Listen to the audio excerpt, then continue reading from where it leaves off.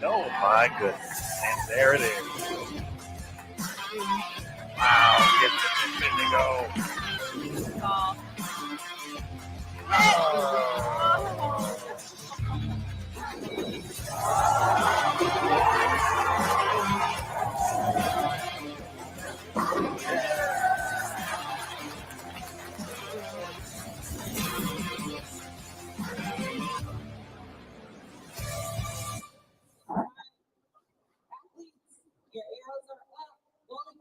Hello, everybody. Welcome back to Bowl TV for continued coverage of the PWBA Fall Classic Series from the National Bowling Stadium in Reno, Nevada.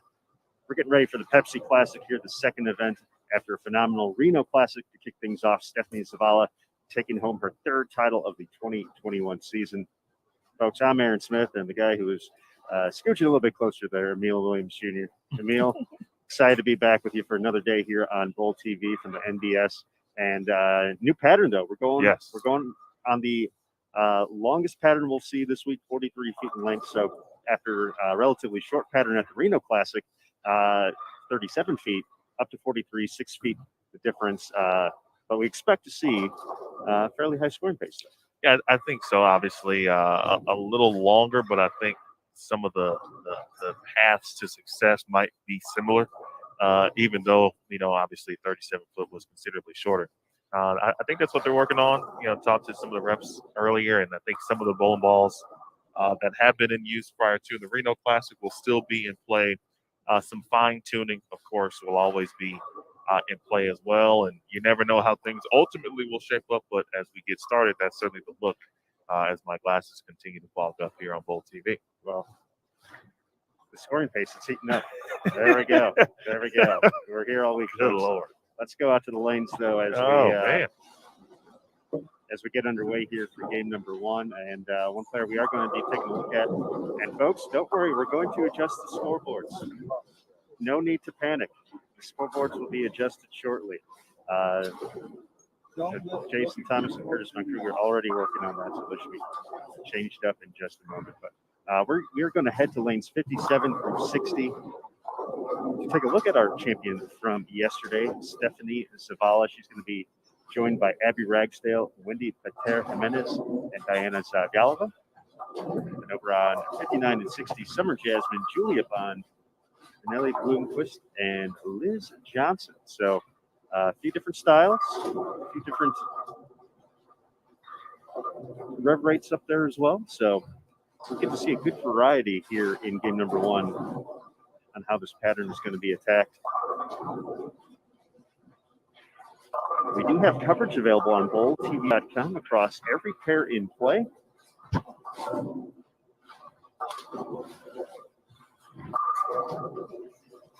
It's too early in the morning for high flush 7 pins for Julia Bond. Not a good look. Not feeling that right there. Making all the noise.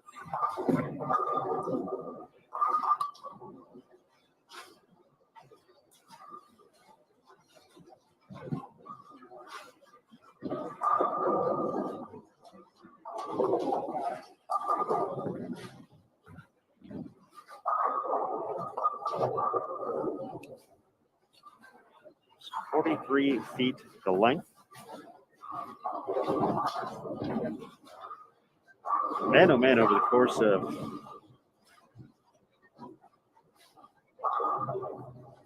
the next 12 games today. We do have a total of 12 games here for your viewing pleasure throughout the day on Wednesday. Today's Wednesday, right? Today is Wednesday. Today is Wednesday on Bowl TV.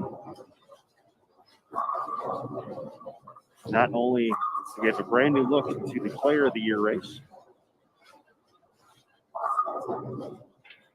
but also we will get closer to determining the 24 athletes advancing to the Tour Championship. The final event, not only of the Fall Classic Series, but of the 2021 season, the 20th event.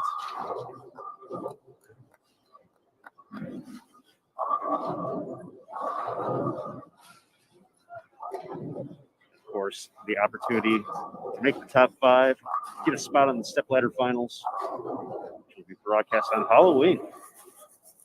Have to scare the pins down on Halloween. 5 p.m. Eastern on CBS Sports Network. $50,000 top prize to the champion as well. So a bunch of information will be throwing your way throughout the course of the day here on Bold TV. Yes. So that is one thing to definitely be on the lookout for. We're going to be breaking things down. Where I talked to my main man, Rob Gottschall, about Tour Championship standings, how those will be coming in. So we'll be able to kind of look at those more as the games come in. But let's talk a little bit about the format here and then looking ahead to the Tour Championship.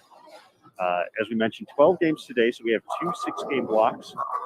First one, obviously, we're part of it. It's happening right now. The second one will kick off at 4 p.m. Eastern, 1 local time here in Reno. And after those 12 games, the top 12 competitors will advance to competition tomorrow for round-robin match play. They'll bowl another 12 games. So one against every player who advances, and then the always exciting position round to determine the top 4 for the stepladder finals, which will take place tomorrow night, 8 p.m. Eastern, right here on BoldTV.com. For the Tour Championship, players have to qualify to the Tour Championship. So even though you enter the Fall Classic Series, you had to earn your spot in the Tour Championship. And the 24 athletes who advance to the Tour Championship will do so based off of their 12 games of qualifying from the Reno Classic. So we know some players who are already off to a great head start and some players who have their work cut out for them today. 12 games from the Reno Classic, 12 games from the Pepsi Classic, 24-game pinfall totals in qualifying to determine those 24 athletes moving on to competition Friday and Saturday. On Friday and Saturday, we will have a grand total of 3 8-game round-robin match play rounds. So 24 games. Pinfall goes back to 0. So the Tour Championship, if you qualify first or if you qualify 24th, you start the Tour Championship even, which is great if you're 24. So total pinfall plus the bonus pins for every victory in match play throughout those 24 games will determine the top 5 for the stepladder finals on CBS Sports Network on Halloween. So that's what we know, folks.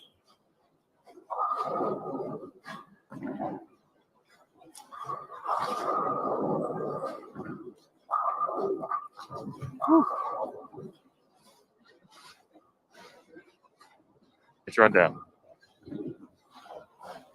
I believe we'll be joined by Curtis Von Krueger shortly. And then after Curtis, I will discuss, I talked about players, obviously getting off to a great start and qualifying, and some players who did not. Talk about kind of both sides of the coin. 24th for the Reno Classic in qualifying was plus 102, just to give you some context in that regard. 25 players total for the Reno Classic received a check. So Wendy Quartier Jimenez was the final player to get a check from the Reno Classic at plus 100. Some names just outside of the cash line from the Reno Classic. Amanda Fry, who I don't know the last time she bowled a PWBA event. I can't think of it right now, but come out and after not bowling for a minute and go plus 97 and nearly get a check the first time out. That's pretty good. Clara Guerrero, Julia Bond, all were plus 97. Taylor Voltice just missed a check. She went plus 161 in the second round of qualifying after a very rough start at the Reno Classic. Maxine Nabel, after not bowling, of course, on tour for many years at this point, plus 76. Maria Jose Rodriguez was plus 68. Kayla Crawford plus 66. Jordan Richards plus 58. I think those are still some decent to good numbers to get yourself set up for hopefully a good 12-game block and an advancement of to the Tour Championship.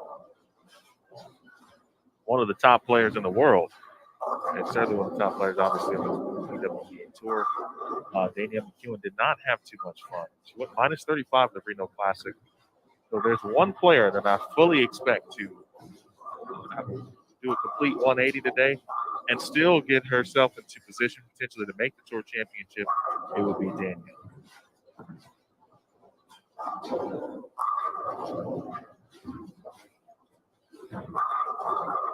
The players that may fall in that category also. Dasha Kovalova, she went minus 6 in the Reno Classic as well. Of course, we've been talking about the Player of the Year race throughout the week. Things are becoming clearer as the day moves forward, or if you want to look at it in a different fashion, it's becoming more convoluted and confusing and complicated. If you're watching on BoldTV.com and interested to see the new top 10 after the Pepsi Classic, or heading into Pepsi Classic, I should say. Above the chat, you'll find a couple of different tabs. Find that trophy tab, and you'll find the top 10 at the moment heading into competition today, along with the top 5 for the Rookie of the Year award. Verity Crawley moves into the top spot, but holds a very small advantage over a couple players.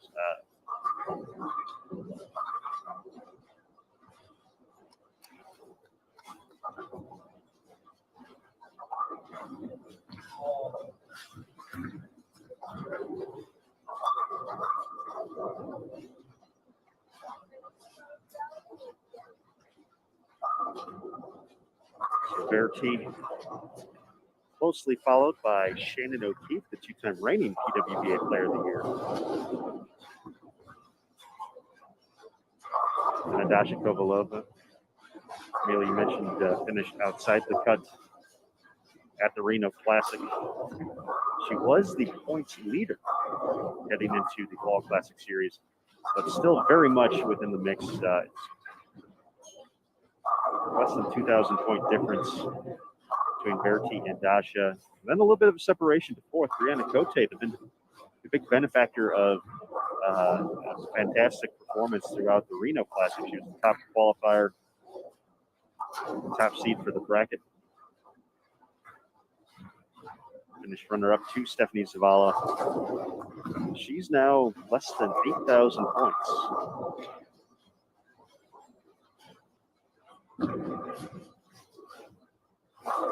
Out of the top spot for Player of the Year, Liz Johnson's in 5th. Liz is almost 10,000 back, so imperative for these next couple players to mention to they're going to need top 12s here, and then probably nearly a top 5 at the Tour Championship level. Still definitely have the points out there. Liz Johnson in 5th, Julia Bond in 6th, Missy Parkin in 7th, Danielle Mcqueen in 8th, and then even look at Stephanie Zavala in 9th place. She is in great position to take home PWBA Rookie of the Year. Potentially do that today, depending on how things work out. But she could even be in the mix if she continues to have success here at the MBS and get some help from a few of the competitors in front of her along the way.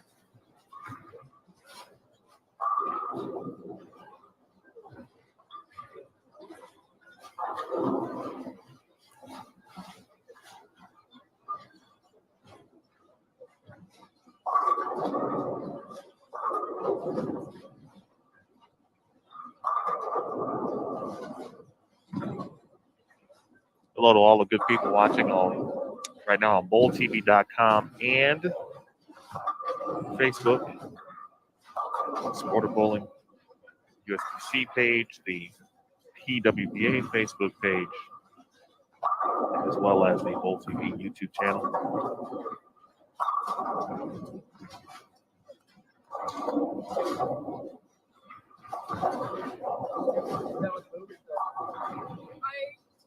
The same movie, how you told me the one. So I have them the same right now.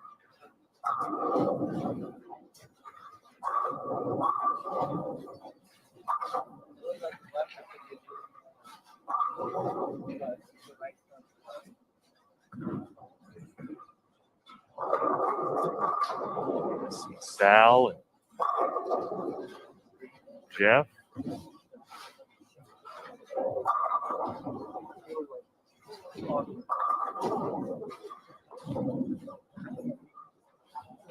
Close this morning. Chris is back. That's good news. It means that he got home safely. Joe is back. Let me see. Maury is in the building. Rick, Keith, Olsen, Terry, John, McCordo, Ken, Caitlin, Ralph, David, Sidro, Deborah, Rep. You forgot one, Emil. Oh. Not forget.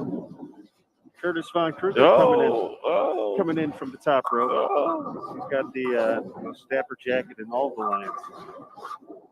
There he is. Fellas, wonderful morning. Top of the morning to you. Got my coffee. I got bowling going on. I have everything I absolutely need to keep the action going on here at the National Bowling Stadium in Reno. Take a look, kind of get the feel for what this shot is. Obviously, we want to, get a feel for the contrast of what we saw yesterday compared to what we're seeing today.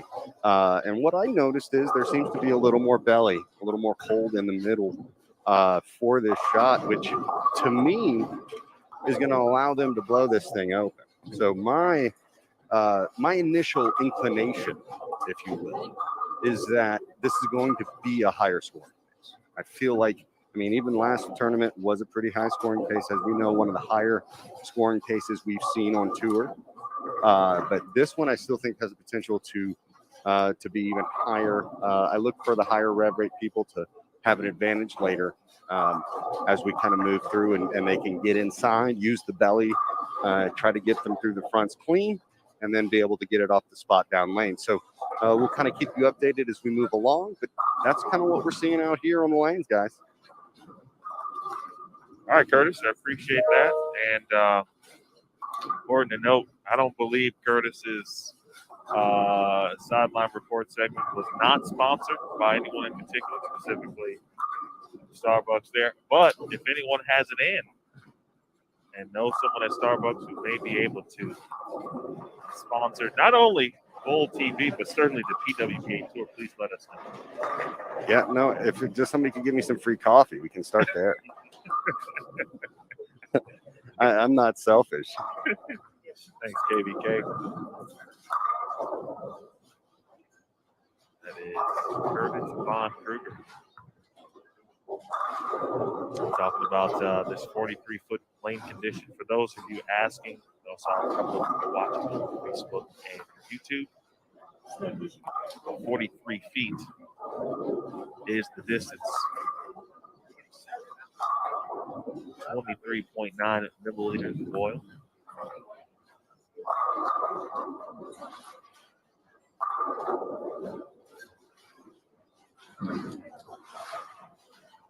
It should be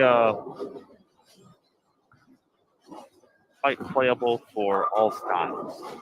You should be able to kind of get there and get the look you're looking for, whether you like to see the ball go straight, maybe you like to keep your angles a little straighter, maybe you like to give it away from the pocket a little bit, as Curtis was just talking about.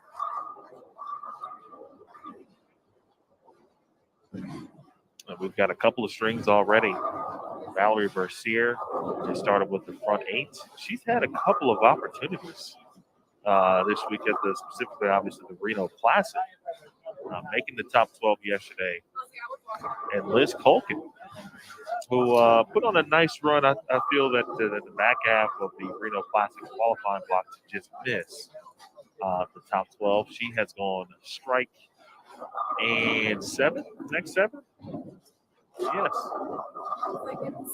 And, obviously, Liz likes to go left to right. I think Valerie's normal A game, because there's a little bit of belly, a circle to her release, obviously paying dividends right off the bat here on the fresh. Sandra Gongora has started strike spare 6-back.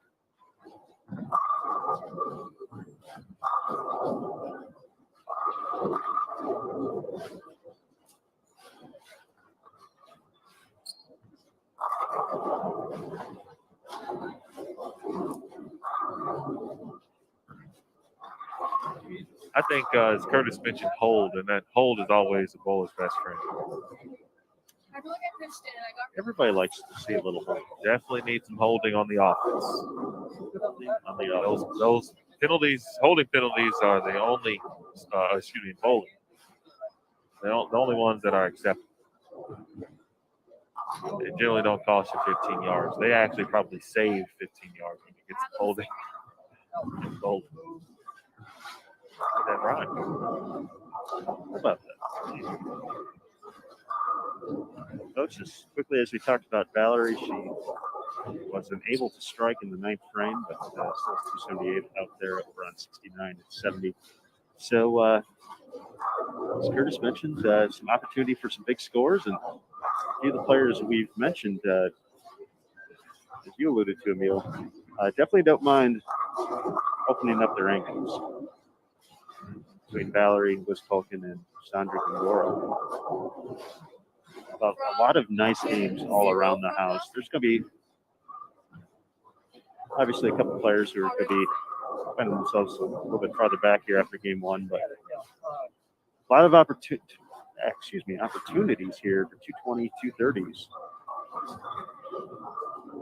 across all the pairs in play.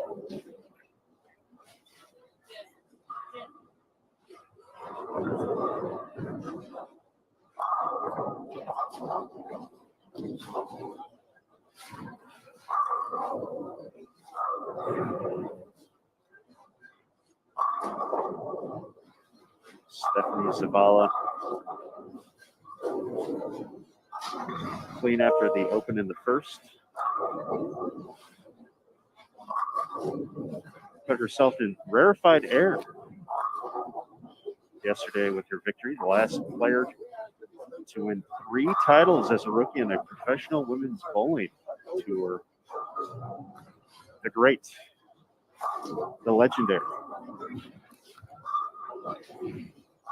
Boomer herself, Leanne Olsenberg. Boomer. Ironically enough, her husband Gary was in attendance, so he was. Leanne won the first 3 of her 27 career PWBA Tour titles. Her rookie campaign in 1987. Stephanie Zavala not only matching that mark, becoming the first player here in 2021 to reach the 3-win total. You know, Aaron, I don't say many controversial things. No.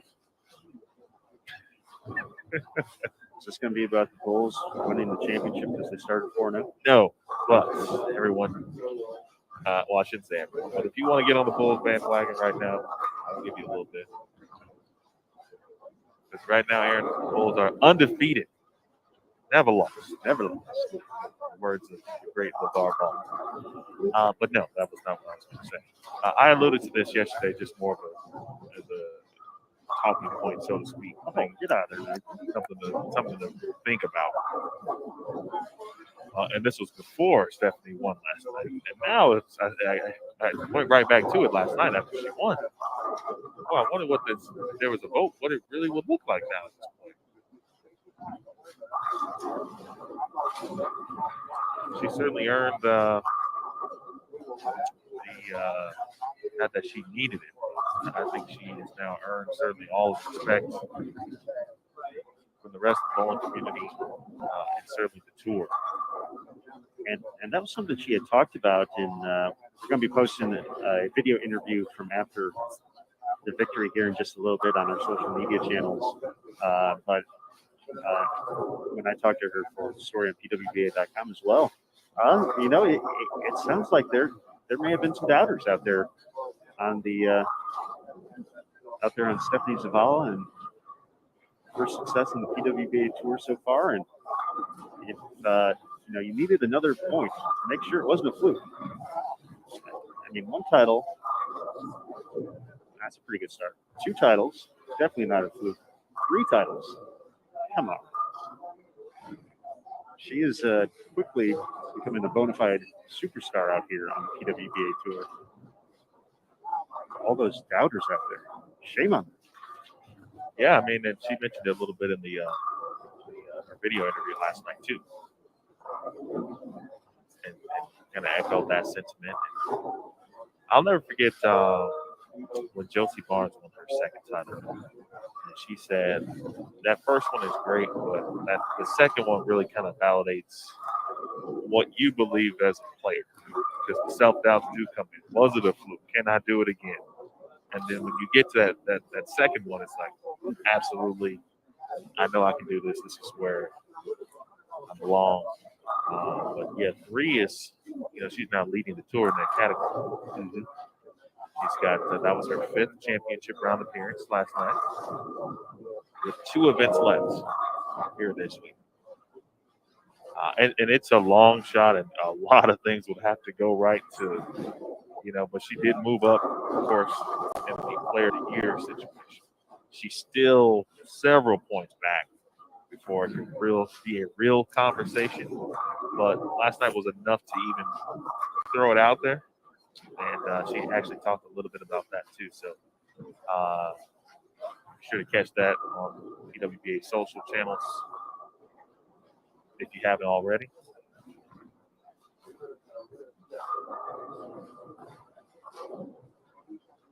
We should, it's a thanks, Stephanie Zavala, for giving the bowling industry, sports world, someone new to follow. And probably some recruits to Sam Houston State. Go Bearcats. All right, folks, 222-4 Zavala in the opener. A couple of players wrapping things up here for game number 1. And it's going to be our opportunity and friendly reminder that if you're watching on BowlTV.com, you're already where you need to be to enjoy the action for the rest of the day, as well as tomorrow here at the Pepsi Classic. If you're joining us here for game 1 on Facebook or YouTube, we've got just a couple shots left here before we wrap things up. A 9-pin, that 9+7 to start. Julia Bond. But heading into game 2 and the rest of the block, the rest of the event, BowlTV.com will be the place to be. That's the only place we'll be sending this broadcast feed to. So BowlTV.com, place to be. Of course, you'll want to subscribe. We have a few different options for you to check out. Oh, no. Oh, no. Oh, Liz. Oh. That was, oh.